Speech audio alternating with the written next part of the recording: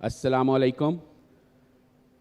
آپ سب کا بہت شکریہ جو یہاں ہال میں تشریف فرما ہیں، اور ان تمام دوستوں کا بھی شکریہ جو لائیو سٹریمنگ کے ذریعے فیس بک پیج پر اور یوٹیوب وغیرہ پر ہمیں دیکھ رہے ہیں. لیکن سب سے زیادہ شکریہ میرے مہمانوں کا، جن کی آمد سے یہ سٹیج پر رونق ہو گیا ہے، اور میں چاہوں گا کہ ان کی گفتگو سے یہ چمک، یہ روشنی اور بڑھے. تو جیسا کہ آپ جانتے ہیں، آج کا جو سیشن ہے، اور جیسے دیگر سیشنز آپ نے ملاحظہ کیے، اس میں 1 صدی کا احاطہ ہو رہا ہے تمام اصناف ادب میں. اور اس سیشن میں ہم اردو نثر کا احاطہ کر رہے ہیں، اور جب اردو نثر کی بات کرتے ہیں تو ایک عام مفہوم سمجھ میں آتا ہے کہ ادب اور غیر ادب دونوں. لیکن اس سیشن میں جو ہم جس پر بات ہوگی اور ہمارے معزز مقررین بات کریں گے، وہ نان فکشن کے جو معاملات ہیں یا تراجم کے، اس پہ بات ہوگی. یعنی لغت، ترجمہ، تاریخ، تذکرے اور خاکہ اور سوانحی ادب، یہ سارے موضوعات زیر گفتگو آئیں گے. تو بغیر کسی تاخیر کے میں اس سیشن کا باقاعدہ آغاز کرتا ہوں، اور آپ سب مہمانوں کا ایک بار پھر شکریہ. اور بالترتیب جس ترتیب سے ہم بیٹھے ہوئے ہیں اسی ترتیب سے شروع کر دیتے ہیں، کیونکہ یہ مشاعرہ تو ہے نہیں. تو افضال احمد سید صاحب، آپ کا بہت شکریہ، آپ تشریف لائے، اور آپ ایک کہنہ مشق مترجم، شاعر، محقق، مدرس ہیں، اور ہم چاہتے ہیں کہ آج ہم آپ سے کچھ سیکھیں.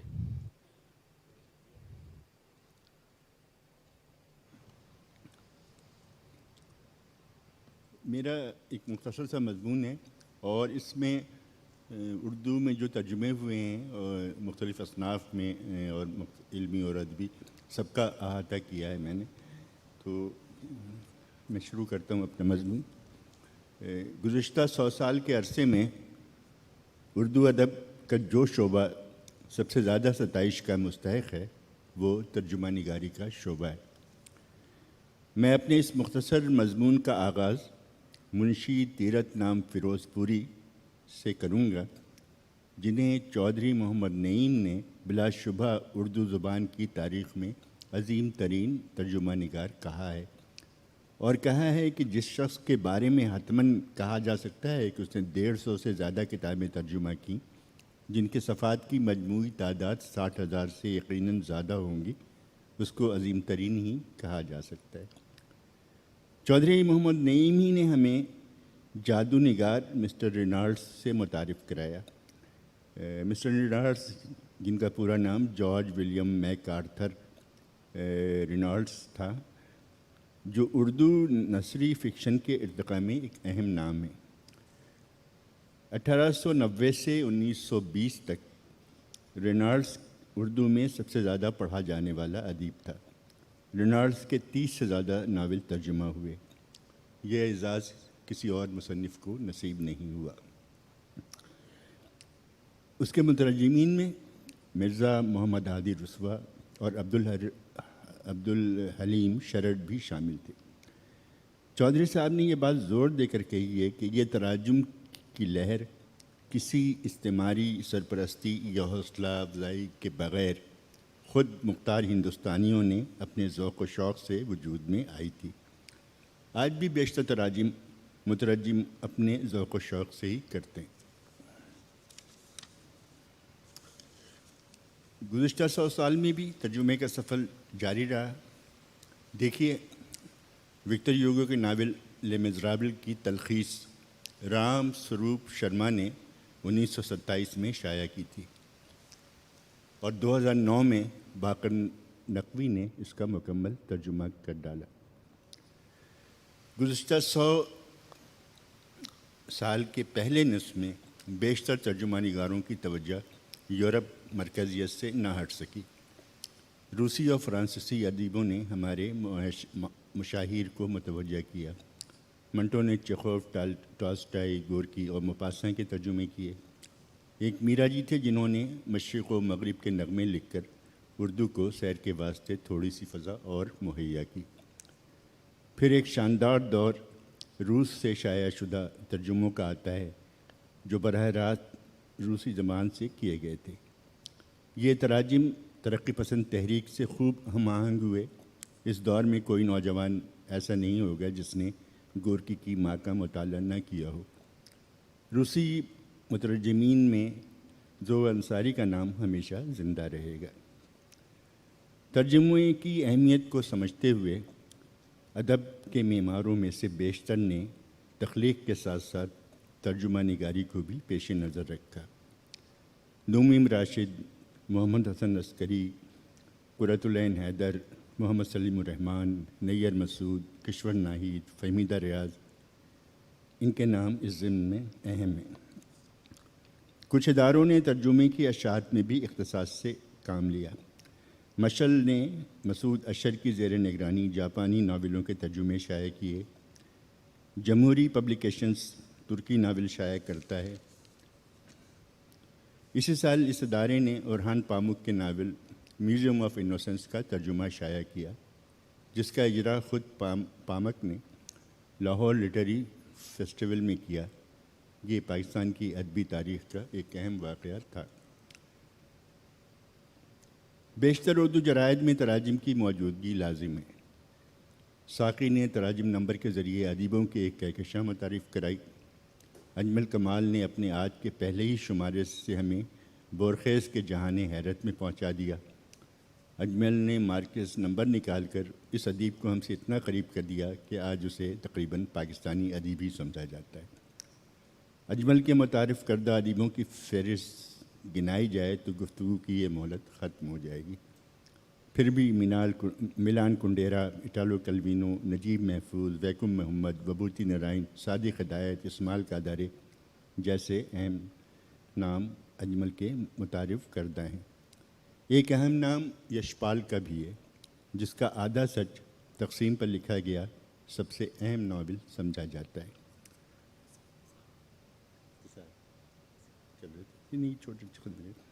افتخار فاروقی نے دنیا ذات کے ذریعے تراجم متعارف کرائے۔ پاکستانی اکیڈمی آف لیٹرز نے ترجموں پر مشتمل کئی خصوصی شمارے شائع کیے، مختلف موضوعات پر شمارے شائع کیے۔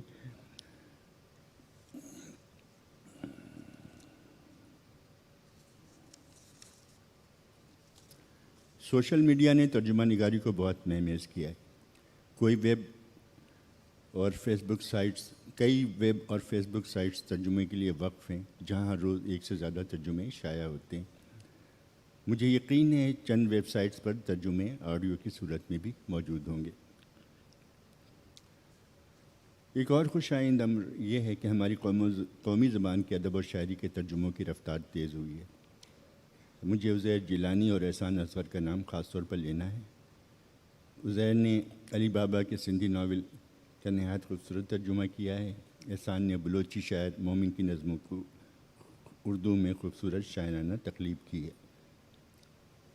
شاعری کے معاملے میں ترجمہ نگاری ہمیشہ پیچھے ہی رہ جاتی ہے۔ پھر بھی اردو میں ہندی، عرب، مشرقی یورپ کی زبانوں کی اور لاطینی امریکی شاعریوں کے ترجمے گزشتہ 50 سال میں ظہور میں آئے ہیں۔ سن 70 کے عشرے میں انیس ناگی نے فرانسیسی شاعروں کے ترجمے کیے۔ رامبو اور سینٹ جان پرس کی نظموں کے نثری ترجمے قاری کو بہور اور اوزان سے آری شاعری کی لذت سے آشنا کر گئے۔ محققین کا کہنا ہے کہ اردو میں نثری نظم کے فروغ کا ایک سبب بین الاقوامی نظموں کا نثر میں ترجمہ ہونا ہے۔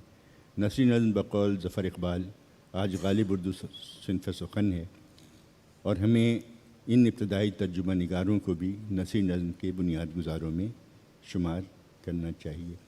ایک اہم پیش رفت فلسفہ اور دیگر علوم کی کتابوں کا اردو میں ترجمہ ہے۔ فوکو، لیوتار، رالف فاکس، مارگریٹ والٹرز اور دیگر اہم مفکرین کے تراجم شائع ہوئے، جن کی بدولت اردو میں علمی تصانیف کی راہ روشن ہوئی۔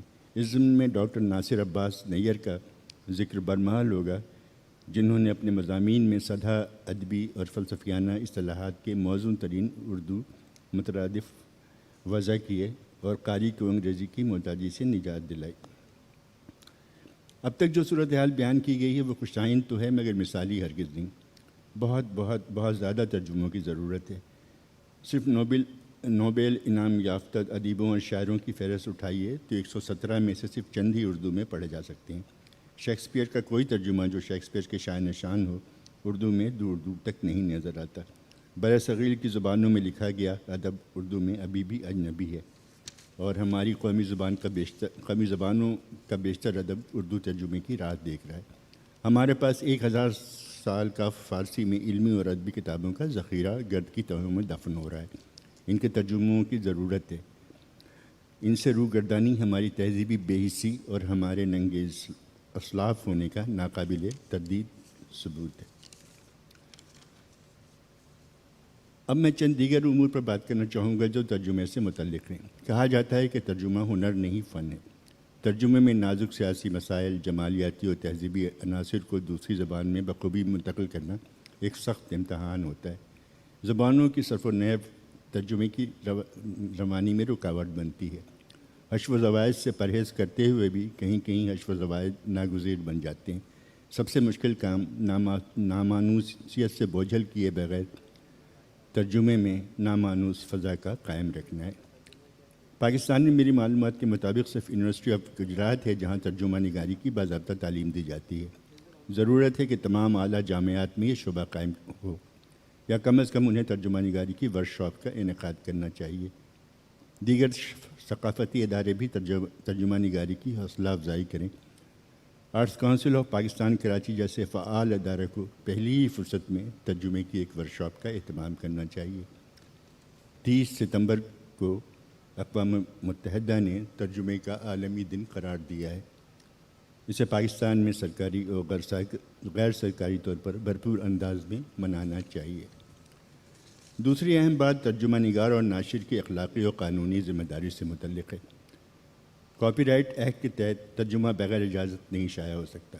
میرا خیال ہے اگر تبضات تحریر کے مصنف یا ناشر سے رجوع کیا جائے تو ان کی غالب اکثریت بلا معاوضہ حقوق منتقل کرنے پر آمادہ ہو جائے گی جب انہیں علم ہوگا کہ پاکستان میں ترجمے کی اشاعت سے یافت بقدر اشک بلبل ہوتی.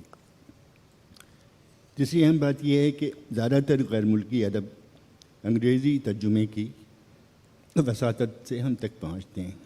ہمیں مصنف کے نام کے ساتھ انگریزی مترجم کا نام بھی اس کی محنت کے اعتراف کے طور پر ضرور دینا چاہیے. میں اس دن کا منتظر ہوں کہ عالمی ادب کو اردو میں پڑھنے کے لیے ہمیں انگریزی ترجمے کا دست نگر اور منتظر نہیں ہونا پڑے اور اصل زبان سے براہ راست ترجمہ ہم تک پہنچ جائے. جو اردو پڑھنے والے غیر ملکی زبانوں سے واقف ہیں اور انہیں ادب سے دلچسپی ہے وہ اس طرف توجہ دیں تو اردو کی ثروت مندی میں اضافہ ہوگا. آج 2020 میں اردو ادب کی صورتحال یہ ہے کہ ترجمے تبضات تصانیف کے مقابلے میں کہیں زیادہ تعداد میں شائع ہو رہے ہیں اور ناشرین ترجموں کو تبضات پر ترجیح دیتے ہیں کیونکہ ترجموں کی فروغ نسبتاً منافع بخش ہے. اس صورتحال میں اردو ادیبوں کا دنیا کے بہترین ادب سے سامنا ہے اور وہ صرف اپنی بہترین صلاحیتوں کو بروئے لا کر ہی بہترین بین الاقوامی ادیبوں کے شانہ بشانہ کھڑے ہو سکیں گے. از خوابی گراں خوابی گراں خوابی گراں خیز. بہت شکریہ، بہت شکریہ. اور خواہش تو یہ تھی کہ آپ کو ہم بہت دیر تک سنیں لیکن آپ جانتے ہیں یہ مجبوریاں ہماری. تو اردو میں تراجم کی صورتحال پر افضال احمد سید کا آپ نے یہ مقالہ ملاحظہ کیا، گفتگو سنی. اب اگلی جو گفتگو اور اگلا جو احوال ہے وہ تذکرے اور تاریخ ایک صدی میں کہاں تک پہنچی، کیا سفر رہا. عقیل عباس جعفری، مورخ، محقق، شاعر، بہترین آدمی، ہمارے دوست. یہ میں نے ذرا آپ سے وہ سپیس لے لیا دوست کہہ کے. آہا کیا بات ہے، کیا بات ہے، میری خوش نصیبی. بہت شکریہ. تالیاں ہو جائیں اور مائک آن ہو جائے تو محفل اپنے عروج پر پہنچ جائے گی. مائک آن کیجیے.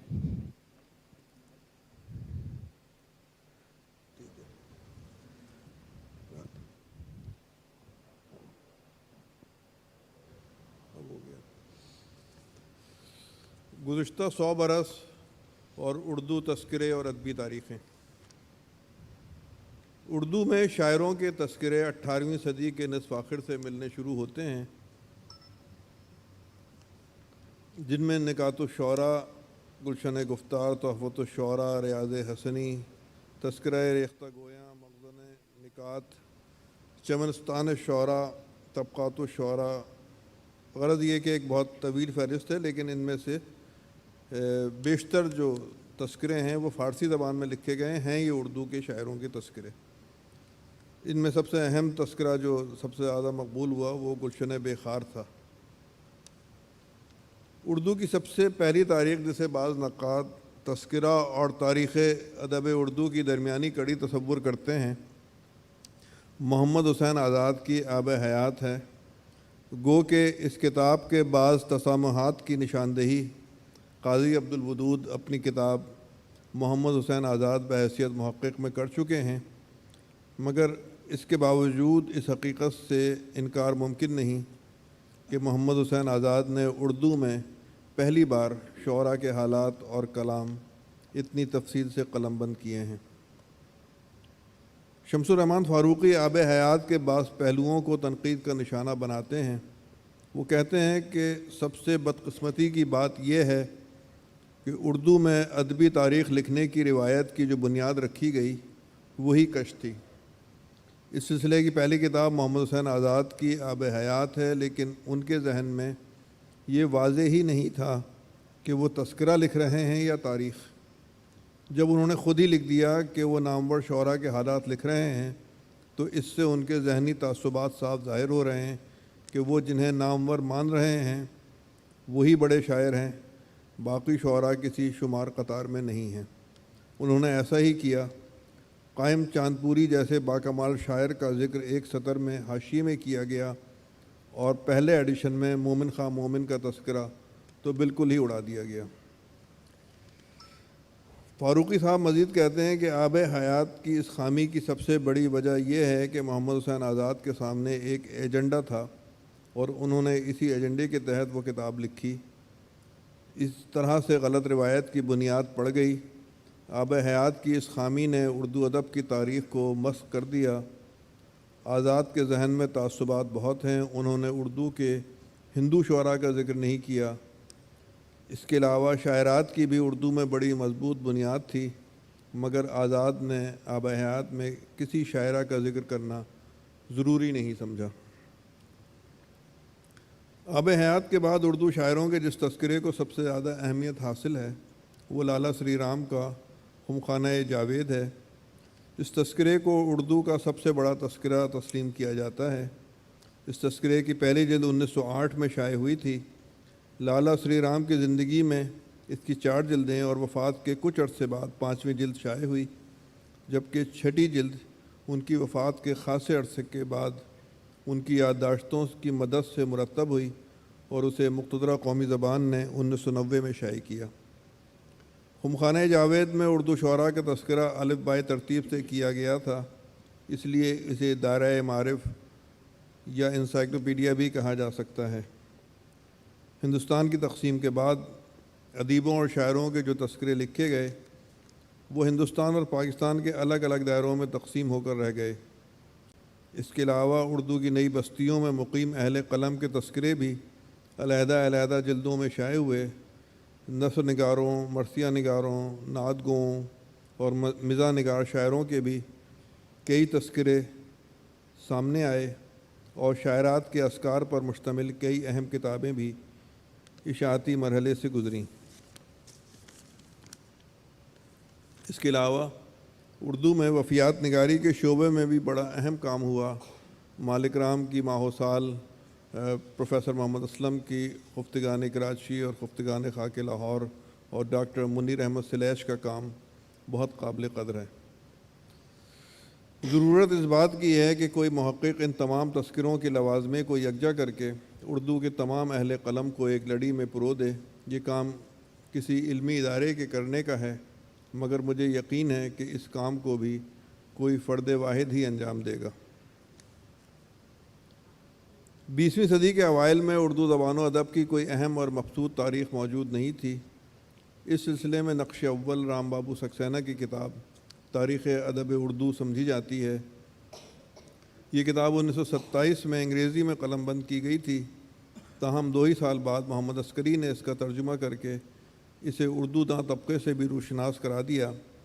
انہوں نے اس تاریخ میں اضافے بھی کیے اور اسے نادر اور نایاب تصویروں سے بھی مزین کیا، تاہم مشفوق خواجہ نے اس تاریخ کی بھی گرفت کی ہے۔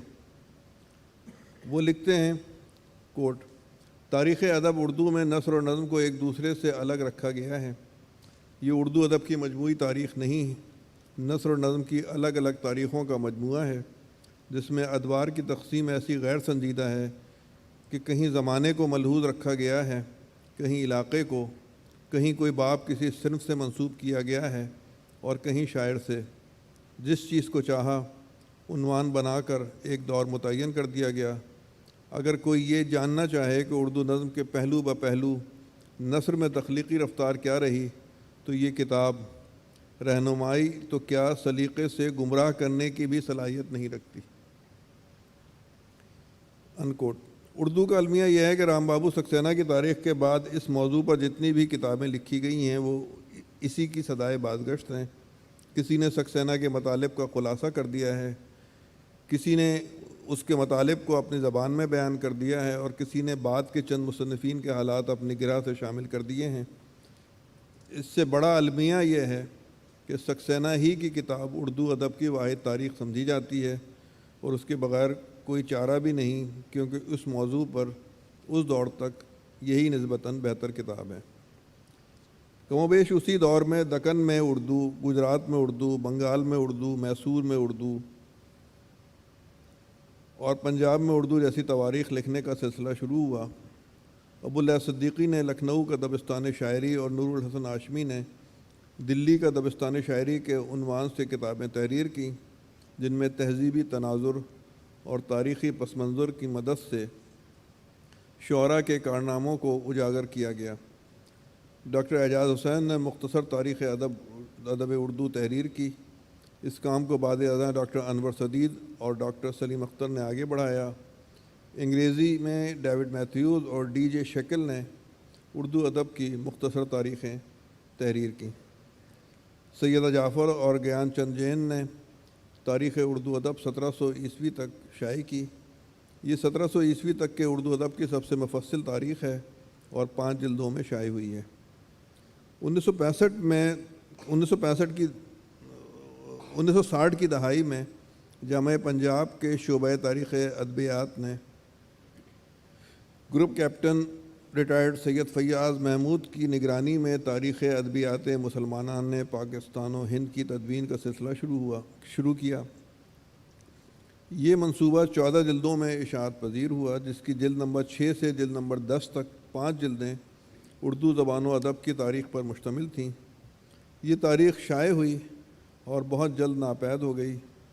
30-40 سال گزرنے کے بعد جب ان جلدوں کی طلب بڑھنے لگی تو ادارے نے پرانی جلدیں بائے نہیں شائع کرنے کے بجائے انہیں نظر ثانی اور اضافے کے مرحلے سے گزارنے کا فیصلہ کیا۔ یہ کام سن 2008 میں شروع ہوا۔ اس منصوبے کی سربراہی ڈاکٹر خواجہ محمد ذکریہ کے سپرد کی گئی، جو اس کام کے لیے موزوں ترین شخص تھے۔ انہوں نے ترجیح اول کے طور پر اردو ادب کی 5 جلدوں کی نظر ثانی کی، بعد ازاں اس میں 6ٹھی جلد کا اضافہ کیا، اور پھر ان تمام جلدوں کی تلخیص بھی ایک جلد میں شائع کر دی۔ جامعہ پنجاب کے اس کارنامے کو سبھی محققین نے سراہا اور اس کا خیر مقدم کیا۔ 1964-65 کے لگ بھگ اردو کے نامور نقاد اور محقق ڈاکٹر جمیل جالبی نے تاریخ ادب اردو لکھنے کا آغاز کیا۔ یہ تاریخ ابتدا میں 4 جلدوں میں شائع ہونی تھی، مگر کام پھیلتا گیا۔ اب تک اس کی 4 جلدیں تو شائع ہو چکی ہیں، مگر اب بھی کم و بیش 2 جلدیں مزید شائع ہونے کی گنجائش ہے، مگر اب نہ جالبی صاحب رہے اور نہ کوئی اور ایسا محقق نظر آتا ہے جو اس کام کو انہی کے انداز میں پائے تکمیل تک پہنچا سکے۔ مشفوق خواجہ صاحب نے کہیں لکھا ہے کہ کوٹ: اگر میں کہوں کہ جمیل جالبی کی تاریخ ادب اردو کی پہلی تاریخ ہے تو یہ بات کچھ بیجا نہیں ہوگی۔ انکوٹ۔ وہ لکھتے ہیں اس کا مطلب یہ نہیں کہ ادب کی جو تاریخیں اب تک لکھی گئی ہیں وہ بیکار ہیں۔ اس قسم کی کتابوں کے کارآمد ہونے میں کوئی شبہ نہیں۔ اعتراض صرف یہ ہے کہ یہ ادبی تاریخیں نہیں ہیں۔ ادبی تاریخوں کے نام پر لکھی جانے والی یہ کتابیں پرانی تذکرہ نگاری کی حدود میں رہتے ہوئے لکھی گئی ہیں۔ فرق یہ ہے کہ تذکروں میں شاعروں کا ذکر حروف تہجی کے تحت ہوتا تھا، ان کتابوں میں ادوار قائم کر کے تذکرہ نگاروں ہی کے بیانات کو دہرا دیا گیا ہے، یا پھر کچھ نئی معلومات کا اضافہ بھی کیا گیا ہے تو ان سے تاریخ ادب نہیں بنتی، تذکرہ نگاری ہی کو فروغ ہوتا ہے۔ انکوٹ۔ مشو خواجہ کا بیان اوپر نقل ہوا۔ اب میں ڈاکٹر گیان چند کی ایک تحریر کا حوالہ دینا چاہوں گا، جو خود بھی اردو کے ایک بہت بڑے محقق ہیں اور ایک ادبی مورخ بھی۔ وہ لکھتے ہیں، کوٹ، یہ فرد واحد کا کارنامہ ہے اور اس میں شبہ نہیں کہ اس وسیع و عریض کام کو اس قدر گہرائی کے ساتھ کوئی ادارہ بھی نہیں کر سکتا تھا۔ میرے سامنے شعبہ اردو علی گڑھ یونیورسٹی اور ترقی اردو بیورو حکومت ہند کی مثالیں موجود ہیں جو جلد اول سے آگے نہیں بڑھ سکے۔ پنجاب یونیورسٹی لاہور نے ضرور ایک مکمل تاریخ شائع کی، لیکن جالبی صاحب کا کام اس سے جس قدر آگے بڑھا ہوا ہے اسے اہل نظر پہچان سکتے ہیں۔ انہوں نے جس کثرت سے اصل ادبی و غیر ادبی ماخذات کو دیکھا ہے اس کی کوئی نظیر نہیں ملتی۔ ان کا یہ کارنامہ خراج احترام کا طالب ہے۔ اس تاریخ میں معلومات کے انبار لگے ہیں، کوئی محقق ایسا نہ ہوگا جو جسے اس کے مطالعے سے کوئی نئی معلومات نہ ملیں، کوئی نقاد ایسا نہ ہوگا جنہیں اس کے تنقیدی بیانات سے رہبری اور روشنی نہ ملے۔ کوئی شبہ نہیں کہ یہ تاریخ ادب اردو کی اب تک کی بہترین تاریخ ہے۔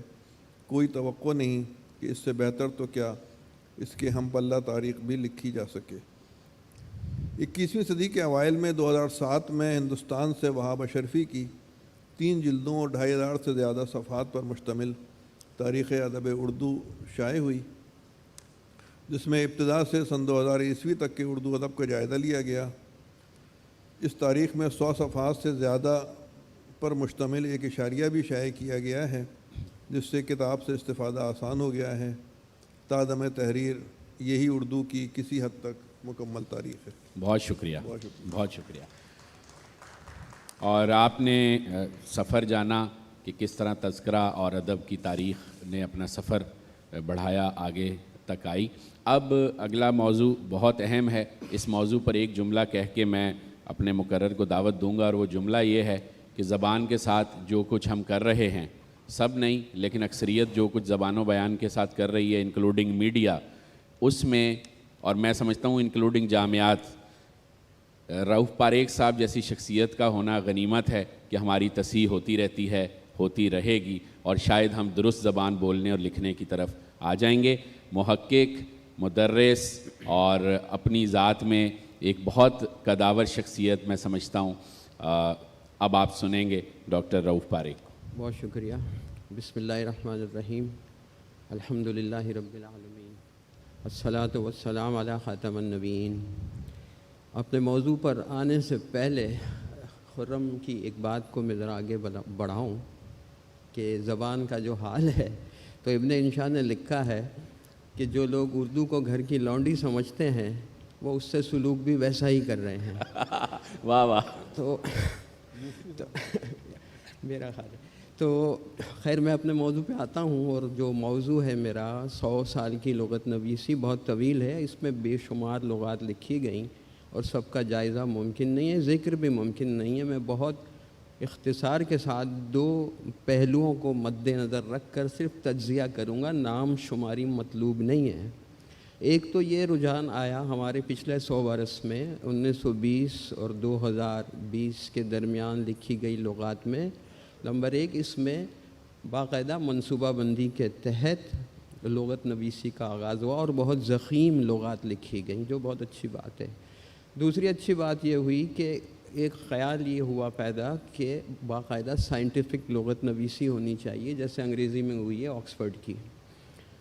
تو سب سے پہلی جو لغت نمایاں لکھی گئی 1924 میں، اس کی پہلی جلد چھپی، نور اللغات، نور الحسن نیر کاکوروی صاحب کی 4 جلدوں پر ہے۔ 1931 میں اس کی 4تھی جلد آئی۔ اعتراضات اس پر بہت ہوئے، اور ایک اعتراض یہ ہے کہ اس میں انہوں نے لکھنؤ کی زبان کو بہت زیادہ اہمیت دی اور اسی کو سند مانا ہے۔ اور اس میں غلطیاں بھی ہیں، تنقید بہت ہوئی۔ اثر لکھنوی نے اس کے خلاف ایک پوری کتاب بھی لکھی ہے، فرنگ اثر، اور اودھ پنچ جو مزاحیہ رسالہ تھا اس زمانے میں، اس پر تو اس میں بہت طنزیہ تبصرے شائع ہوتے رہے۔ لیکن بہرحال یہ ایک اہم لغت ہے اور فرنگ آصفیہ کے بعد لکھی گئی سب سے بڑی اور مستند لغت بھی ہے۔ دوسری اسی زمانے میں 1932 میں قسطوں میں کراسوں کی شکل میں شائع ہوئی جامع اللغات۔ اس پر اعتراض یہ ہو گیا کہ انہوں نے جو الفاظ تو لکھے ہیں لیکن ساتھ میں جس کو ہم اردو میں کہتے ہیں اعلام، یعنی پراپر ناؤنس بھی لے لیے ہیں، مقامات کے نام، شخصیات بھی لے لی ہیں، اور وہ ایک طرح سے انسائکلوپیڈیائی لغت بن گئی ہے۔ دوسرا اعتراض اس پر یہ ہے اور صحیح ہے کہ انہوں نے وہ الفاظ بھی لے لیے اس میں اردو کی لغت میں جو اردو کے ہیں ہی نہیں، یعنی اردو میں کبھی استعمال نہیں ہوئے، وہ سنسکرت یا ہندی کی خالص الفاظ ہیں، اور انہوں نے غالباً پلیٹس سے لے لیے ہیں، لیکن پلیٹس کی لغت تو ہندی کی بھی لغت ہے، اس کے نام میں شامل ہے۔ اب یہ انہوں نے ترجمہ کیا اور کئی جگہ پہ ترجمے میں غلطی بھی کی ہے، اور بابا اردو نے تو اس کو مسترد کر دیا۔ جامع اللغات کوئی بہت اچھی لغت نہیں ہے بقول ان کے، لیکن حقی صاحب یہ کہتے ہیں کہ بہرحال جامع تو ہے وہ۔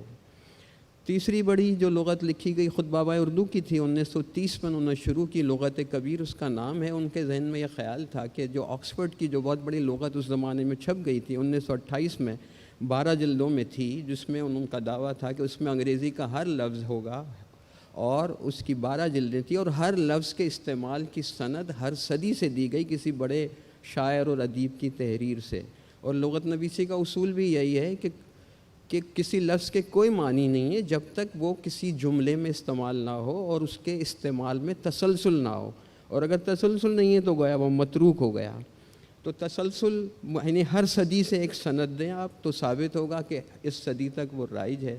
تو بابا اردو کا خیال تھا کہ ایسی لغت اردو میں لکھی جائے، اور لیکن وہ اس کام کو مکمل نہ کر سکے۔ ان کے پاس ظاہر ہے بہت ساری چیزیں تھیں، پاکستان بن گیا، یہاں آ گئے، ان کا جو ذخیرہ تھا وہ لٹ گیا، دلی میں آگ بھی لگا دی گئی انجمن کے دفتر کو، اور یہاں آ کر وہ بیمار بھی ہو گئے۔ 1961 میں انتقال ہو گیا۔ 58 میں ڈکشنری بورڈ بن چکا تھا، تو خیال تھا کہ یہی منصوبہ اس میں بابا اردو کا اس میں ضم ہو جائے گا، لیکن ایسا نہیں ہوا، اور اس میں بعد میں اس کی 2 ہی جلدیں چھپ سکیں، شائع ہو سکیں انجمن ترقی اردو سے، وہ نامکمل رہا۔ لیکن ایک بہت ضخیم لغت ہندوستان میں جو شائع ہوئی اس کا نام مہذب اللغات ہے، 14 جلدوں پر مبنی ہے وہ، اور اس میں کمال یہ کہ فرد واحد نے تقریباً 50 سال تک مسلسل محنت کر کے بالکل تنہا، یہ بہت بڑا کارنامہ ہے یقیناً، لیکن اس کی تعریف اتنی ہوئی نہیں، پاکستان میں زیادہ لوگ جانتے بھی نہیں ہیں مہذب لکھنوی کو اور ان کی مہذب اللغات کو۔ اس پر بھی اعتراض یہی ہے کہ انہوں نے لکھنؤ کی زبان کو اہمیت دی بہت زیادہ، اور صرف اسی کی سند کو تسلیم کیا۔ اب اردو اتنی محدود نہیں رہی کہ صرف لکھنؤ کی زبان ہی سند ہو، اور دوسرے اسکول بھی آ گئے ہیں زبان کے، لیکن بہرحال یہ بہت بڑا کام تھا۔ اس کے بعد جو بڑی ڈکشنری جو اردو کی عظیم ترین اور ضخیم ترین لغت ہے جو پاکستان میں لکھی گئی، اردو ڈکشنری بورڈ کی، اردو لغت بورڈ کی، اردو لغت تاریخی اصول پر، جو 22 جلدوں میں ہے، اور آکسفورڈ کی جو 12 جلدوں میں تھی، جب اس کو انہوں نے ریوائز کیا 1989 میں تو وہ 20 جلدوں میں آ گئی۔ لیکن آکسفورڈ میں ایک کمی یہ ہے کہ شروع کی جلدوں میں تو انہوں نے باقاعدہ ہر مصنف شاعر جس کا کوٹیشن دیا ہے، سائٹیشن دی ہے، اس کا صفحہ نمبر، جلد نمبر، ہر چیز لکھی ہے، لیکن بعد کی جلدوں میں انہوں نے اس اہتمام پر اتنا زور نہیں رکھا، معروف ادیب و شاعروں کے ایک کوٹیشن ایسے ہی دے دیے ہیں۔ ڈکشنری بورڈ کا کمال یہ کہ آخر تک 22 جلدوں تک ایک ایک شعر، ایک ایک جملے کی سند دی گئی ہے۔ بس خرابی یہ کہ کہیں کہیں ان کو جب سند نہیں ملی تو وہ انہوں نے جامع اللغات، نور اللغات اور فرنگ آصفیہ وغیرہ سے نقل کر دیے ہیں معنی، اور اسی میں زیادہ غلطیاں ہوئی ہیں۔ تو میں اس کو اب ختم کرتا ہوں، مختصراً یہ بس ایک ذکر رہ گیا ہے کہ انڈیا میں بھی ایک دوسری لغت کا انہوں نے منصوبہ بنایا تھا 5 جلدوں پر، وہ مرتب ہو گئی تھی لیکن چھپ نہیں سکی، ایک بھی جلد شائع نہیں ہوئی۔ تو الحمدللہ پاکستان کے حصے میں یہ اعزاز آیا کہ اردو کی عظیم ترین، ضخیم ترین لغت ہم نے پاکستان میں بنائی، اور ایک معجزہ ہی لگتا ہے۔ اب کرنا ہمیں یہ چاہیے کہ اس کو ریوائز کیا جائے، اس کا دوسرا ایڈیشن، یعنی 2 کام ہمیں کرنے ہیں۔ ایک تو اس میں جو الفاظ رہ گئے ہیں وہ شامل کر لیے جائیں، دوسرے اس جو اسناد نہیں ہے، سندوں کی بڑی کمی ہے. اور میری تجویز یہ ہے کہ چونکہ اب پوری دنیا میں جو ڈکشنری بنتی ہے جس کو کارپس کہتے ہیں، آن لائن کارپس ہوتا ہے جس میں جملے کے ذریعے کسی لفظ کے معنی طے ہوتے ہیں، استعمال سے طے ہوتے ہیں. تو انگریزی میں سے بہت سارے کارپس بنے ہوئے ہیں، برمنگم یونیورسٹی کا بھی ہے اور سب اداروں نے اپنے بنائے، اور کروڑوں جملے پڑے ہوئے، یعنی ایک جملے کی 200 300 سندیں ہیں. اور اس میں آپ خود دیکھ لیں کہ کون سا لفظ کس معنی میں آ رہا ہے. معنی لکھے ہوئے نہیں ہیں، صرف اسناد دی ہوئی ہیں، اور وہ کرنٹ بھی ہوتا ہے. ایک کرنٹ کارپس ہوتا ہے جو پچھلے 10 برسوں کا ہوتا ہے، اس میں وہ اخبار وغیرہ بھی لے لیتے ہیں. اب تو بلکہ وہ ہر چیز لے لیتے ہیں آن لائن جو ہوتی ہے، اور اس کو خود ہی کمپیوٹر الفابیٹیکل آرڈر میں ارینج کر دیتا ہے اور اس میں سے آپ معنی نکالیں. تو میری تجویز یہ ہے کہ اردو کا ایک ایسا کارپس بنایا جائے. ڈکشنری بورڈ میں تقریباً 14 لاکھ کارڈ موجود ہیں، عقیل عباس جعفری صاحب بھی جانتے ہیں، وہاں رہے. تو وہ جو کارپس ہے اردو کا سب سے بڑا کارپس ہے، مگر وہ آن لائن نہیں ہے. پہلے تو اس کو آن لائن کریں، پھر ہم لوگ سب مل کے اس میں شامل ہو جائیں. یہ ایک قومی کام ہے کہ ہم ایک اردو کا آن لائن کارپس بنائیں. پوری دنیا سے لوگ الفاظ، ان کے استعمال، ان کے معنی کی اسناد شعر اور نثر سے آن لائن رکھیں، لوگ اس کو دیکھیں، تبادلہ خیال کریں، اور اس کی بنیاد پہ ایک کارپس بیسڈ جدید ضخیم اردو لغت بنائی جا سکتی ہے. بہت بہت شکریہ. بہت شکریہ. ویسے ڈاکٹر صاحب آپ کے 2-4 منٹ باقی ہیں، لیکن آپ نے پہلے ہی ختم کر دیا. بہت بہت شکریہ. عقیل صاحب آپ کچھ کہنا چاہ رہے ہیں؟ 2 ہی منٹ ہیں. ہاں 2 منٹ نہیں، میں 1 منٹ کر لوں گا سر. کہ ظاہر ہے یہ کوئی مذاکرہ نہیں ہے کہ جس میں کسی کی بات میں مداخلت کی جائے، لیکن صرف ایک بات اپڈیٹ کرنا چاہ رہا ہوں کہ اردو لغت بورڈ نے اپنے محدود وسائل میں رہتے ہوئے، جو مجھے 3 سال خدمت کا موقع ملا وہاں پر، اس میں ہم نے یہ کام ضرور کر دیا کہ اس 22 جلدوں میں جو 2,64,000 الفاظ تھے ان کو آن لائن کر دیا ہے. وہ موبائل ایپ پر بھی موجود ہیں، وہ ادارے کی ویب سائٹ پر بھی موجود ہیں، اور اب بہت آسانی سے آپ کسی بھی لفظ کو اس میں ٹائپ کریں تو جو لغت میں جو اس کے معنی اور جو اسناد موجود ہیں وہ آپ کو آن لائن مل سکتے ہیں. اور اس کے علاوہ ہم نے اس میں ایک اضافہ یہ کیا کہ ہر لفظ کو ریکارڈ کروایا، اور وہ وائس کے ساتھ موجود ہے، جس سے ہمارے جو چینلز ہیں وہ بہت استفادہ کرتے ہیں. اور وہ کہتے ہیں کہ جہاں پہ بھی ہم کسی لفظ کے تلفظ میں ہمیں کوئی شبہ ہوتا ہے تو وہاں ہم آپ کی لغت سے استفادہ کرتے ہیں، اور اس لفظ کا جو صحیح تلفظ ہے اس سے ہم فائدہ اٹھاتے ہیں. تو یہ بس ایک چیز کا اضافہ کرنا تھا مجھے، اور ظاہر ہے ساری گفتگو تو انہوں نے سمیٹ لی. نہیں بہت اچھا ہے. بلکہ ایک اور افادیت یہ بھی ہے کہ اگر گوگل پر آپ جنرل عمومی طور پہ بھی کوئی لفظ لکھیں اور اس کا معنی جاننا چاہیں تو اردو لغت بورڈ کی ویب سائٹ کا لنک آ جاتا ہے فوراً، اور اس سے فوری طور پہ آپ مستند طور پہ سمجھ سکتے ہیں. بہت شکریہ. اور اب اگلی ہماری جو گفتگو کریں گی مہمان فرد پروین صاحبہ. میں آج ان سے پہلی بار ملا ہوں اور بہت اچھا لگا. افسانہ نگار ہیں، شاعری کرتی ہیں، ترجمہ انہیں بہت زیادہ عزیز ہے. یہی وجہ ہے شاید کہ آج آپ کو جو موضوع دیا گیا ہے وہ ترجمہ اور اس کی ضرورت کا ہے. اور چونکہ آپ پاکستان سے باہر رہتی ہیں تو یقیناً ہم یہ بھی جاننا چاہیں گے کہ باہر کیا صورتحال ہے ترجمے کی اور کس طرح سے اس پر کام ہو رہا ہے. کیونکہ جو باہر کا ادب ہے وہ تو پاکستان میں تراجم ہو رہے ہیں، لیکن جو پاکستان کا ادب ہے کیا اس کا بھی کوئی باہر تراجم کا معاملہ اچھا ہے یا نہیں ہے، تو ہم یہ بھی جاننا چاہیں گے. باقی آپ جیسا کہیں. اور تالیاں بجا دیں، بہت دور سے آئی ہیں.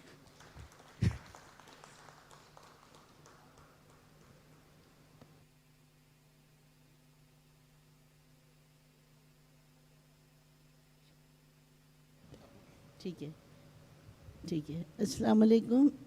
میرا موضوع تو بہت آسان ہے، لیکن چونکہ اتنے بڑے یہ اس کا اسٹیج سے مجھے مدعو کیا گیا ہے تو میں نے اس پہ ریسرچ کچھ زیادہ کر لی ہے، تو اس لیے میں پڑھنا تو شروع کروں گی. جب اگر میں زیادہ پھیلنے لگوں آرام سے مجھے بتا دیجیے گا، میں چھوٹا کر دوں گی. ٹھیک ہے. میں نے کہا آپ بے فکر رہیں، میں اس معاملے میں بالکل تاخیر نہیں کرتا. جی جی بالکل مجھے اندازہ ہے. ابھی پہلے مجھے یہ بتانا ہے کہ ترجمہ کیا ہے، ترجمے کی تعریف کیا ہے. یہی باتیں لمبی ہوں گی، باقی چھوٹی ہیں. عام طور پر کسی ایک زبان میں لکھی تحریر کو دوسری زبان میں منتقل کرنے کا نام ترجمہ ہے. علاوہ ازیں کسی شے مثلاً کسی تبرکات کو ایک جگہ سے دوسری جگہ منتقل کرنے کے عمل کو بھی ٹرانسلیشن کہتے ہیں۔ کسی تحقیقی دریافت کو عملی سطح پر لانے کو بھی ٹرانسلیشن کہا جاتا ہے۔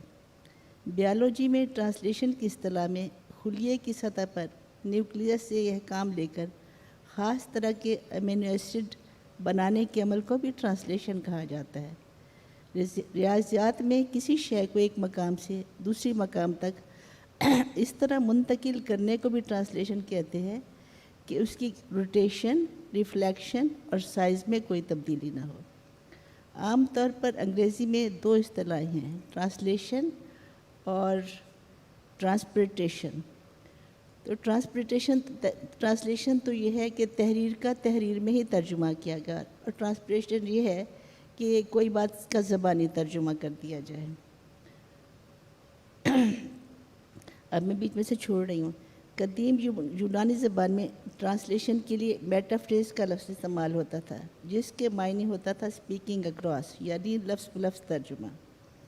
لیکن بعض دفعہ ایسا ہوتا ہے کہ ایک زبان سے دوسری زبان میں ترجمہ کرنے کے لیے وہ لفظ موجود ہی نہیں ہوتا کہ کیا کہا جائے۔ اس وقت جو ہے نا پھر ٹرانسپریٹیشن سے کام لیا جاتا ہے۔ 17ویں صدی کے انگریزی کے معروف شاعر جان ڈرائیڈن کا کہنا ہے، ممکن ہے کہ کوئی تحریر ایک زبان میں تو بہت خوبصورت ہو، لیکن دوسری زبان میں منتقل کر کے نامعقولیت کا شاہکار لگے۔ سو مترجم کو لفظ بلفظ ترجمے کے چکر میں نہیں پڑنا چاہیے، اور مصنف یہ خیال رکھنا چاہیے کہ اصل مصنف کا جو ہے نا جو معافی و ضمیر ہے وہ بالکل مجروح نہ ہو۔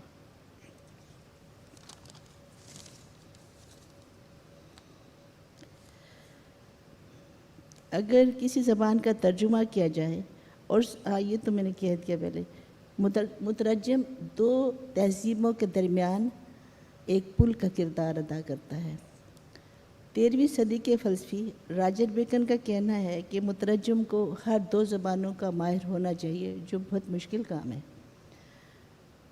مارٹن لوتھر کو بائبل کے پہلے اب یہ بتانا ہے کہ ترجمہ بہت پہلے سے ہو رہا ہے، یہ قبل مسیح سے ہو رہا ہے اور بہت زیادہ سال، لیکن ہوا یہ ہے کہ تب قصے کہانیوں کے ترجمے نہیں ہوتے تھے بلکہ مذہبی کتابوں کے ہوتے تھے۔ ابھی تو جب قبل مسیح ہے تو حضرت عیسیٰ بھی نہیں آئے تھے، تو وہ ان کا یہ ہر قوم میں ہر مذہب میں جنون ہوتا ہے کہ ہمارا مذہب ہر ایک قبول کرے، ساری دنیا پسند کرے، اس لیے زیادہ تر کام اس پہ ہوا تھا۔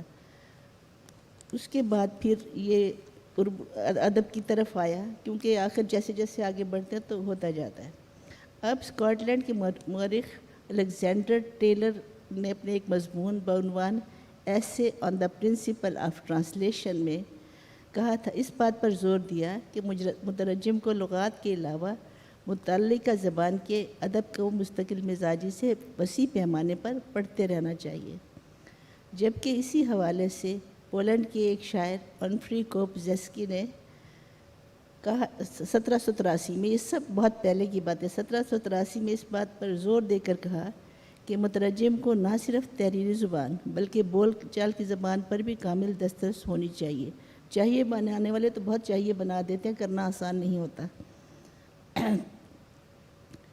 اور انہوں نے یہ کہا ہے کہ ترجمہ جہاں ایک قابل ستائش فعل ہے، وہاں یہ ایک نہایت مشکل اور عام زبان کی سطح سے بلند کام ہے، اور ترجمے کا کام صرف ان لوگوں کو کرنا چاہیے جو اپنے ترجمے کے کام کو اپنی ذاتی تحقیقات کی سطح سے اور اپنے ذاتی مقام مرتبے سے بلند سمجھیں، اور اس تعریف پر میں 100% پوری اترتی ہوں،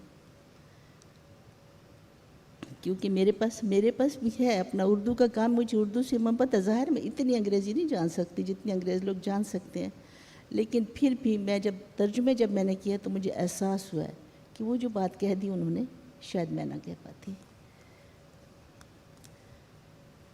اچھا جی، قدیم ترجمے کی روایت بتاؤں یا نہ بتاؤں؟ تھوڑا سا بتاؤں مجھے۔ ہماری موجودہ معلومات کے مطابق مصر، میسوپوٹیمیا جو موجودہ عراق ہے، اور اناطولیہ اور موجودہ اسرائیل کے سب سے قدیم تحریری ادب سومیری تہذیب کا دریافت ہوا ہے، جہاں سب سے پہلے لوگوں نے 3400 قبل مسیح کے لگ بھگ فن کو کے لکھنے کو ترقی دی۔ اس وقت کاغذ نہیں تھا، سو مٹی کی تختیوں پر لکھ کے انہیں آگ میں پکایا جاتا تھا۔ قدیم ترین تحریری ادب میں یہ نہیں بتاؤں گی، ادبی مناجات ہیں، سب چیزیں ہیں، یہ جو ہے نا مذہبی جی قدیم جتنے بھی تھے نا شروع اسی سے ہوئے، مذاہب سے، کیونکہ تب تک یہ نہیں آیا تھا، لکھنے والا تحریری ادب نہیں آیا تھا۔ اچھا یہ ہے، پھر اس کے بعد ہے جب یہ آیا تاریخ کی قدیم ترین منظوم حکایت گلگامش ہے۔ گلگامش تقریباً 3000 سال قبل مسیح کی ہے۔ ٹھیک۔ تو اس اساطیری کردار میں اروک نامی شہر کا بادشاہ تھا، جس کے بارے میں یہ خیال کیا جاتا ہے کہ وہ 1 تہائی انسان اور 2 تہائی دیوتا تھا، جس کی رزمیہ داستان 12 مٹی کی تختیوں پر لکھی ہوئی تھی، جو میں نے پہلے بتائی ہے۔ چلے اس کو چھوڑتے ہیں۔ قدیم ترین ترجمہ 2 زبانوں میں لکھا ہوا معاہدہ یعنی اٹرنل اور سلور ٹریٹی کہلاتا ہے۔ یہ معاہدہ مصری اور ہتی سلطنتوں کے درمیان قادیش کی جنگ میں ہوا تھا۔ اس کے بعد ایک صلح نامہ تھا جو فریقین کے درمیان 16 سال قبل لڑی گئی تھی۔ قادیش کا یہ صلح نامہ دیکھو لوگوں تحقیق کرنے والوں نے کہاں سے ٹوٹا ہے، ایک معبد کی دیوار پر لکھا ہوا تھا، جس پر سے انہوں نے نقل کیا ہے اور اس کو ٹرانسلیٹ کیا ہے۔ اچھا یہ تو خیر انگریزوں کی طرف تو بہت لمبی جاتی ہے تعریف، اب ہم اپنی بات کرتے ہیں۔ مترجمین مصور کی طرح ہوتے ہیں کہ جو اصل زندگی کو کینوس پر منتقل کرتے ہیں، اور وہ اخلاقی طور پر پابند ہیں کہ وہ اصل مصنف سے حد الامکان روگردانی نہ کریں، اور بلا شبہ اصل کی نقل یعنی ترجمہ اصل تخلیق کے مقابلے میں کم تر حیثیت کا حامل ہوتا ہے۔ ڈرائٹن کے بقول اصل مصنف چاہے جتنی بھی نامعقولیت رکھتا ہو اور مترجم کو قطعی حق نہیں پہنچتا نہیں ہوتی، ہر زبان کی ایک اپنی تہذیب ہوتی ہے، اخلاقی اور سماجی روایات ہوتی ہیں۔ ظاہر ہے ہم ہر زبان نہیں سیکھ سکتے کہ یہ ہماری پہنچ سے باہر ہے، مگر ترجمے کی وساطت سے یہ ممکن ہے، اس سے ہم دونوں زبانوں کی دانائی اور شعر و ادب سے فیضیاب ہو سکتے ہیں، اور یوں وہ ہماری پہنچ سے باہر چیزیں ہمارے علم میں شامل ہو سکتی ہیں، ہماری سوچ کو وسعت اور ہماری شخصیت کو جلا بخشتی ہیں۔ ترجمے کی اہمیت و ضرورت میں روز افزوں اضافہ ہو رہا ہے۔ اس کے علاوہ کسی بھی نئی زبان اور کلچر کو جاننے اور سمجھنے کے بعد ہمارے دل میں اس کے لیے ایک جگہ بن جاتی ہے، اپنائیت اور محبت محسوس ہوتی ہے، ہم ایک دوسرے کے قریب آ جاتے ہیں۔ بلا شبہ اختلاف بھی ہو سکتے ہیں، اور افہام و تفہیم والا اختلاف ہر 2 فریقوں کے لیے فائدہ مند ہے کہ ہم ایک دوسرے کے فرق کو سمجھ کر اس کے مطابق چلتے ہیں، اور ان ساری کوششوں کا منتہا انسانوں کو ایک دوسرے کے قریب کرنا اور پیار محبت سے رہنا ہے۔ میں نے کہا ہے کہ آدمیت میرا مسلک ہے، محبت مذہب۔ واہ، آدمیت میرا مسلک ہے، محبت مذہب، اس حوالے سے یہ اب میرا حوالہ جائے۔ واہ کیا بات، بہت شکریہ، بہت زبردست۔ اردو ترجمہ اور عمومی ترجمے کی تاریخ اور اس کے پہلوؤں پر آپ نے روشنی ڈالی۔ فرحت پروین صاحبہ آپ کا بہت شکریہ۔ یقیناً آپ کو ہم تفصیل سے سنتے، جو مکمل مقالہ تھا آپ کا، لیکن ممکن نہیں ہے۔ جی میں آپ کے سوال کا جواب دینا چاہوں گی۔ جی ہم تو ترجمے بہت کر رہے ہیں، خود میں اپنی ہی بات کرتی ہوں، پڑھتی ہوں تو حیران رہ جاتی ہوں، ان کا سوچنا کچھ اور ہے، لکھنا کچھ اور ہے، لیکن ہماری زبان کو وہ اتنا ہی دے دینا اہمیت کہ اچھی طرح سے پڑھ ہی لینا، تو ان کی مہربانی ہے۔ بالکل، کیونکہ وہ اپنے آپ کتنا سپیریئر سمجھتے ہیں، بے شک وہ کچھ ہیں بھی، لیکن پھر بھی ہر چیز جو ہوتی ہے نا اپنی جگہ پہ اہمیت رکھتی ہے۔ میں نے نہیں دیکھا کہ وہاں کوئی ہماری زبان کے ترجمے کر رہا ہو، البتہ میں جتنا چرچا کر سکتی ہوں کرتی ہوں۔ بالکل ٹھیک، بہت شکریہ، بہت شکریہ۔ اب ہمارے اگلے مہمان مقرر ایک بہترین شخصیت، ایک بہترین لکھنے والے، خاکہ اور سوانحی ادب پر عرفان جاوید گفتگو کریں گے، اور میں موقع کا فائدہ اٹھاتے ہوئے عرفان بھائی آپ سے اتنا ضرور کہوں گا کہ آپ کے جب خاکے ہم پڑھتے ہیں یا سوانحی ادب آپ کا پڑھتے ہیں، آپ کے افسانے پڑھتے ہیں، پتہ نہیں کیوں میری یہ خواہش ہے کہ آپ کا ناول آئے اور آپ ناول کے میدان میں تخلیقی صلاحیتیں آزمائیں، کیونکہ اس میں جو منظر نامہ آپ بنائیں گے وہ بڑا دھنک رنگ ہوگا۔ جی شکریہ۔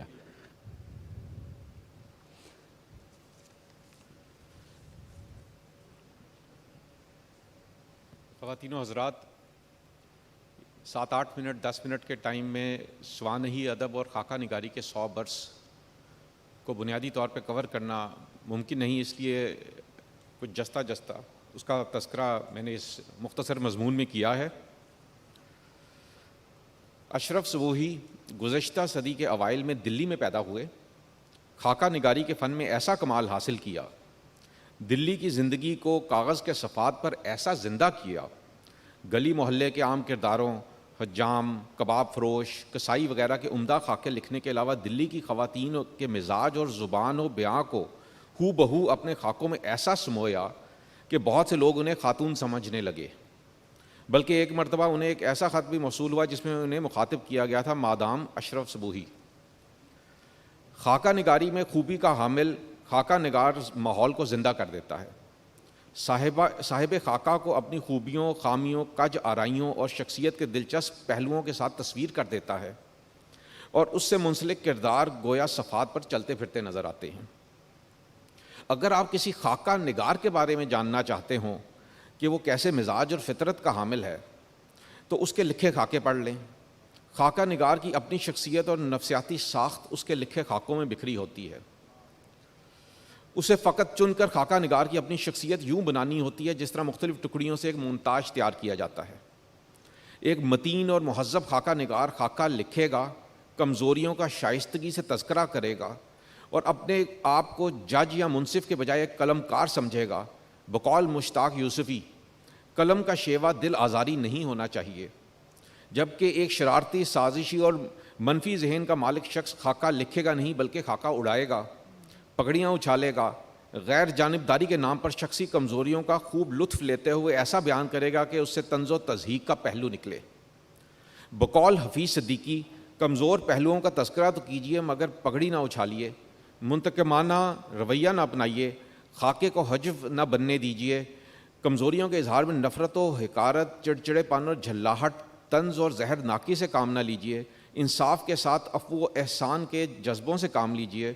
آپ محتسب نہیں، اس لیے درہ نہ ٹھپکاریے، پیار کیجیے اور اگر ممکن نہیں تو کم از کم ترس کھائیے، کمزوریوں پر قلم اٹھاتے ہوئے اپنے جذبات کو قابو میں رکھیے، جذباتی توازن بڑی چیز ہے۔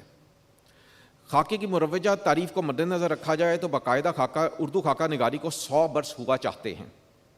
اس سے پہلے خطوط، تذکرے، روز نامچے اور تاریخ نویسی کو ایک لحاظ سے خاکہ نگاری کا جد امجد کہا جا سکتا ہے۔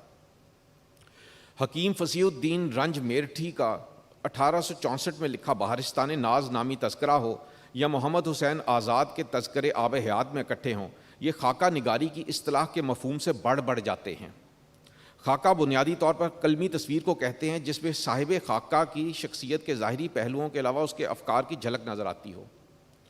اردو خاکہ نگاری میں صنف کا باقاعدہ آغاز مرزا فرت اللہ بیگ کے 1927 میں اپنے استاد مولوی نذیر احمد دہلوی کے خاکے نذیر احمد کی کہانی کچھ میری زبانی سے ہوتا ہے، اور یہ صنف اظہار ایک صدی میں مختلف مراحل سے گزرتی ہوئی حال تک چلی آتی ہے۔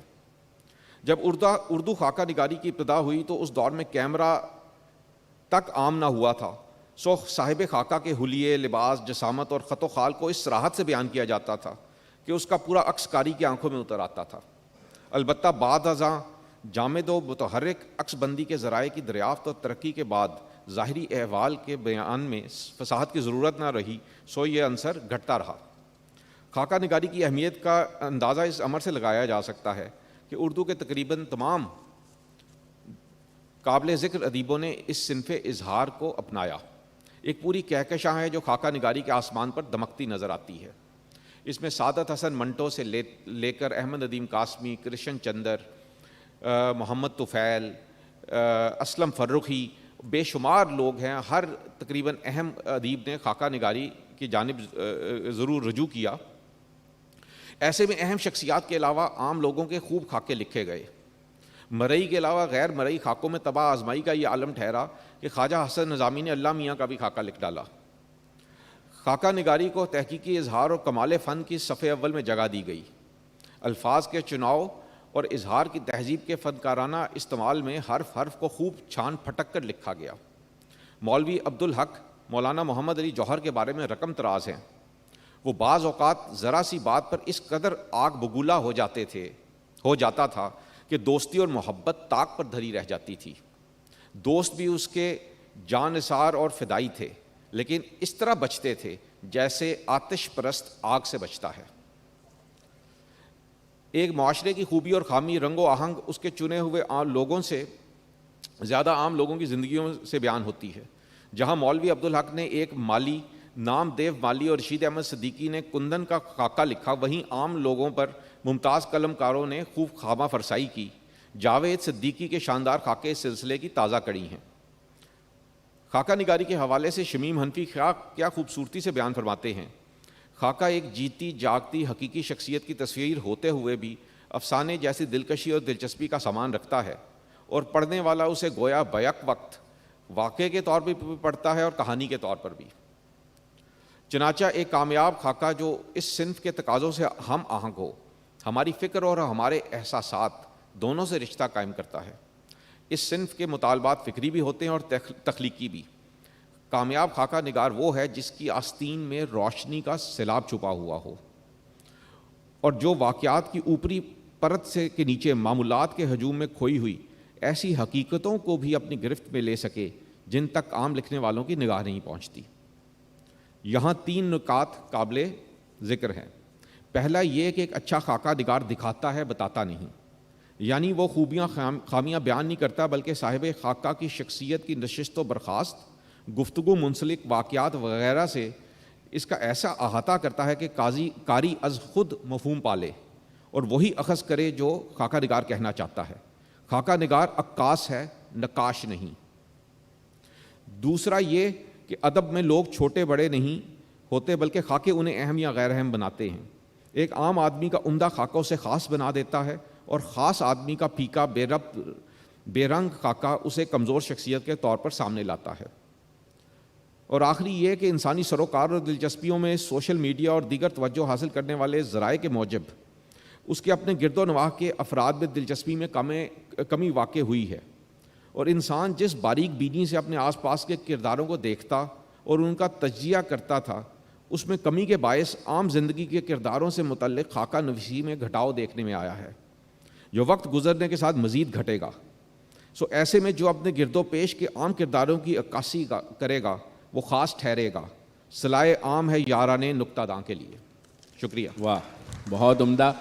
اور مجھے خوشی ہے کہ بالکل ٹھیک 1 گھنٹے میں ہم نے اپنا سیشن مکمل کیا. اب ایک سوال ہے میرے پاس آپ کے لیے، اور میں بالترتیب شروع ہوتا ہوں عرفان بھائی سے. تو عرفان جاوید صاحب، یہ بتائیے کہ خاکہ اور غیبت میں کیا فرق ہوتا ہے، اور آپ کا پسندیدہ خاکہ نگار کون ہے؟ اس حوالے سے کچھ. دیکھیے، خاکہ نگاری میں تو ایک پوری کہکشاں ہے. خاکہ اور غیبت میں یہ فرق، ایک خاکہ لکھنا ہے، خاکہ اڑانا ہے. ٹھیک ہے. اور دوسرے یہ کہ کہا تھا کہ یہ ایک ایسی طرز سخن ہے یا ایک ایسا طرز بیان ہے جس میں آپ دوسروں کے بارے میں کھل کے سچ بول سکتے ہیں. صحیح بات. اپنے بارے میں نہیں. تو وہ اسی طرح میرے جو پسندیدہ ہیں اس میں سعادت حسن منٹو کے خاکے مجھے بہت پسند ہیں، شاہد دہلوی کے خاکے بہت پسند ہیں مجھے. پوری ایک کہکشاں ہے. اور ابھی حال ہی میں جاوید صدیقی صاحب کے تو شوقیہ کر رہی ہوں. میں آپ کو بتا رہی ہوں کہ 2 صفحے کے پیچھے میں نے کتنی اہم میٹنگ چھوڑ دی کہ پریزیڈنٹ گھر آ گیا کہ اب کیا کریں. تو میں نے کہا، اعلیٰ خان شاہ نے لکھا ہے کہ پنجاب کا رہنے والا 20 سال بھی دلی میں رہتا ہے تو اس کے لہجے سے وہ چیز نہیں جاتی. اس پر آپ اعتراض نہ کریں. اب اردو وہ زمانہ نہیں ہے کہ لکھنؤ اور دلی کی اردو، اب ہر جگہ اردو کا ایک نیا اسکول ہے. اب لاہور کی اردو بھی، لاہور میں جو اردو بولتا ہے وہ بھی اردو کا اہل زبان ہے. حقی صاحب یہ کہا کرتے تھے کہ اب ہر وہ آدمی اردو کا اہل زبان ہے جو اردو بولتا ہے، اس کے لہجے پہ نہ جائیے. ٹھیک. تو تلفظ تو آدمی سیکھ سکتا ہے، لہجے کا آپ کچھ بھی نہیں کر سکتے. بالکل ٹھیک. بالکل. مجھے بلکہ وہ معین کہہ رہا ہوں، نعیم بخاری صاحب کا ایک انٹرویو کیا تو ان کا وہ سوال کا جواب یاد ہے. اب تو خیر وہ پی ٹی وی کے ساتھ آ گئے، لیکن جس زمانے میں وہ پی ٹی وی پر پروگرام کرتے تھے، معذرت، اور ضیاء الحق کا زمانہ تھا، تو ان کو پیغام بھیجا گیا کہ ایک تو اپنا اوپر والا بٹن بند کرو شرٹ کا، اور دوسرا اپنا لہجہ ٹھیک کرو.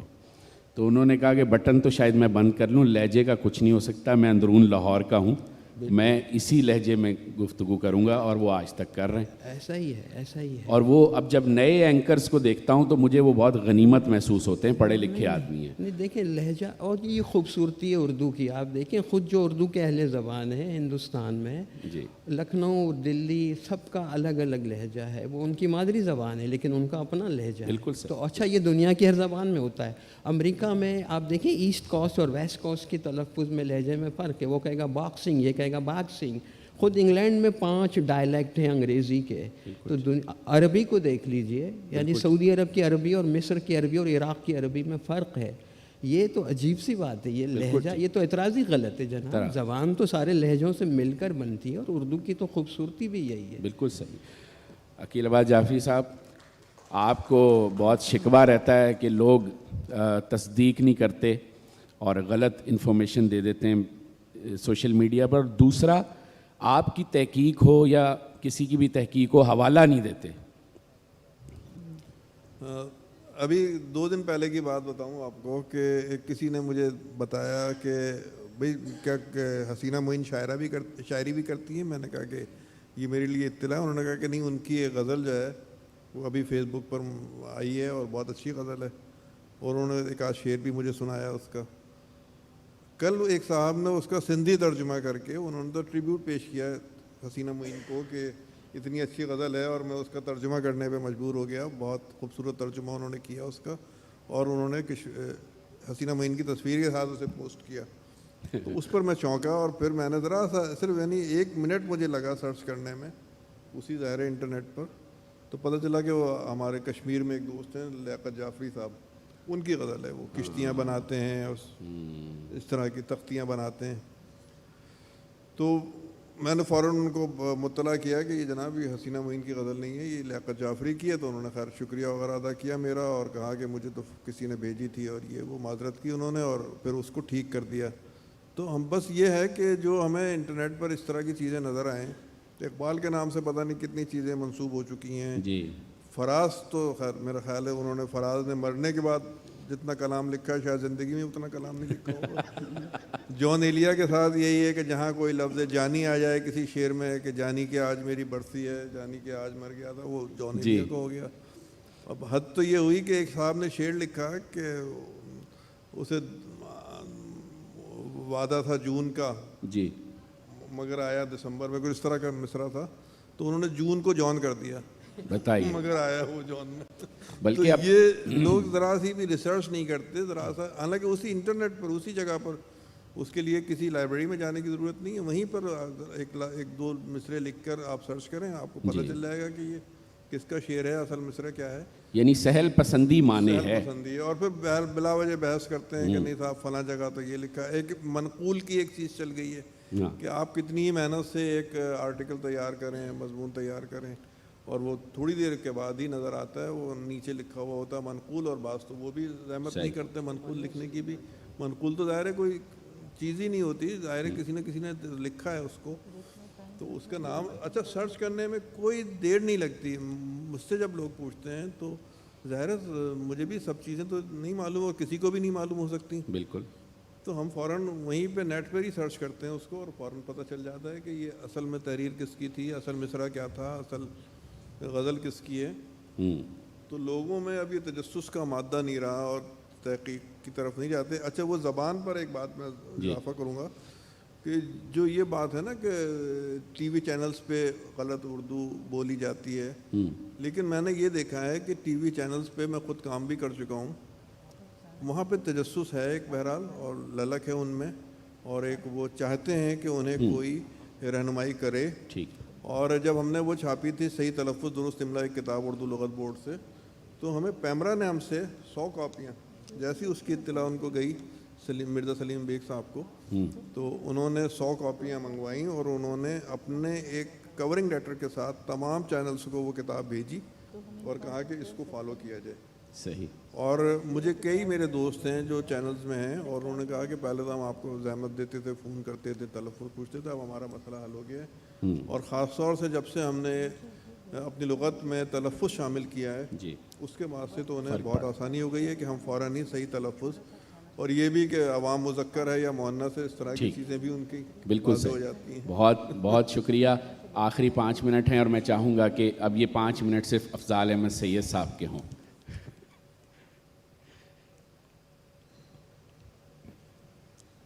جی سر، جی آپ تو استاد ہیں، آپ سے میں سوال کی جرات نہیں کر سکتا، کچھ بتائیے۔ ترجمے کے سلسلے میں کچھ کہہ سکتا ہوں جو میں ایک واقعہ صرف بتا دیتا ہوں آپ کو، اور جس سے مجھے خوشی ہوئی۔ اور ایک پولینڈ کی شاعرہ ہیں ہالینا جی پوس ویٹسکا، یعنی اس طرح کا نام ہے۔ وہ بہت اچھی شاعرہ تھی، 32 سال کی عمر میں اس کا انتقال ہو گیا۔ تو 2017 میں ان کے انتقال کو 50 سال گزر گئے۔ تو پولینڈ میں ان کے چاہنے والے مداحوں نے ان کی 50 سالہ برسی منانے کا اہتمام کیا۔ وہاں ان میں سے کسی نے کوئی تلاش کیا، جیسا کہ ابھی نیٹ کی بات ہو رہی ہے کسی طریقے سے، تو ان کو معلوم ہوا کہ افضال احمد سید صاحب کوئی ہے جس نے کہ ان کی نظموں کا اردو میں ترجمہ کیا۔ تو وہ انہوں نے مجھ سے رابطہ کیا، وہ نظمیں حاصل کیں، وہ رسالہ حاصل کیا، آج بھی چھپی تھی اس کا ٹائٹل، اور وہ ان کی یاد میں بہت ساری باتیں ہوئی ہوں گی، لیکن ایک نمائش ہوئی اور وہاں ان تراجم جو ان کی مختلف زبان میں ہوئے وہ وہاں پیش ڈسپلے کیے گئے۔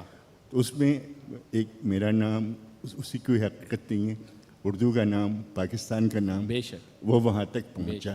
تو کس طریقے سے وہ رشتہ جوڑا جاتا ہے، اور مجھے یقین ہے کہ جو اس کے چاہنے والے ہوں گے، جو بے شمار ہوں گے، انہیں کتنی خوشی ہوئی ہوگی کہ ہماری ایک شاعرہ جو ہے وہ ایک ایسی زبان میں ترجمہ ہو رہی ہے۔ اردو کا نام بھی شاید اس میں کتنے لوگوں نے جانا ہوگا یا نہیں جانا ہوگا، جیسے ہمیں ابھی خوشی ہوگی اگر ہمیں پتہ چلے کہ پولینڈ میں کوئی یادگار کوئی چیز ہو رہی ہے، نہیں پاکستان میں ہو رہی ہے، مجید امجد کے سلسلے میں فرض کر لیجئے، اور ہم اس طرح کی تحقیق کرتے ہیں کہ کن کن زبانوں میں ان کا ترجمہ ہوا ہے، اور وہ پھر ہم دیکھتے ہیں، تو ہم کس طرح محسوس کریں گے، ہمیں بہت خوشی ہوگی۔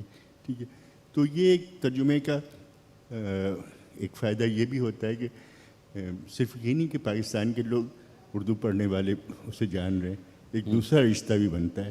ٹھیک، ایک ضمناً چھوٹا سا سوال بالکل آخری، کہ یہ جو ہمارے ادیبوں کو نوبل پرائز کے لیے نامینیٹ نہیں کیا جاتا یا وہ وہاں تک پہنچتا نہیں ہمارا ادب، کیا اس کی ایک وجہ یہ تو نہیں ہے کہ ہمارے ادیبوں کے تراجم نہیں ہوتے انگریزی اور دیگر زبانوں میں؟